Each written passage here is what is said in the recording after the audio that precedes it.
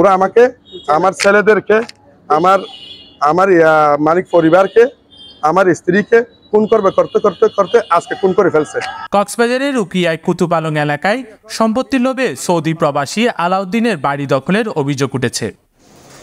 এই সময় নারীসহ দুজনকে কুপিয়ে জখম করা হয়। স্থানীয়রা তাদের উদ্ধার করে কক্সবাজার সদর হাসপাতালে ভর্তি করে। পরে উন্নত চিকিৎসার জন্য আলাউদ্দিনের স্ত্রীকে চট্টগ্রাম মেডিকেল হাসপাতালে রেফার করা হয়েছে। সোমবার সন্ধ্যা 6টার দিকে কুতুপালং 9 নম্বর ওয়ার্ডের পশ্চিম পাড়া এলাকায় এই ঘটনা ঘটে। আলাউদ্দিনের পিতা জালাল বলেন, চেয়ারম্যানের বিচার অমান্য করে ছোট ছেলেরা মিলে বড় ছেলে ও স্ত্রীকে কুপিয়ে জখম করে, তাকে মেরে ফেলার হুমকি দেয়। ফাটাহালি লাগাই দিয়ে মারামারি লাগাই দিয়ে জায়গা সম্পত্তি জায়গা সম্পত্তি দেশটা মানুষ বেগুন জানে।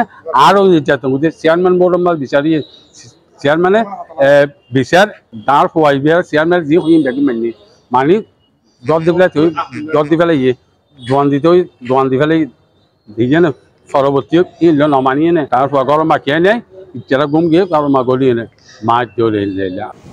সৌদি প্রবাসী আলাউদ্দিন বলেন, তার ভাইয়েরা বাড়ি দখল করার উদ্দেশ্যে এই হামলা চালায়। অল্পের জন্য প্রাণে রক্ষা পান তার স্ত্রী।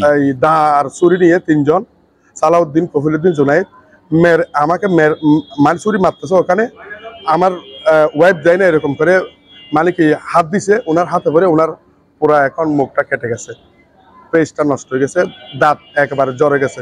আমি এখন বাংলাদেশ সরকারের কাছে, আমি এখন মাননীয় প্রধানমন্ত্রীর কাছে আমি এটার বিচার চাইছি, আমি একজন প্রবাসী হিসাবে। তাদের বিরুদ্ধে থানায় এজাহার দায়ের করবেন বলে জানান তিনি।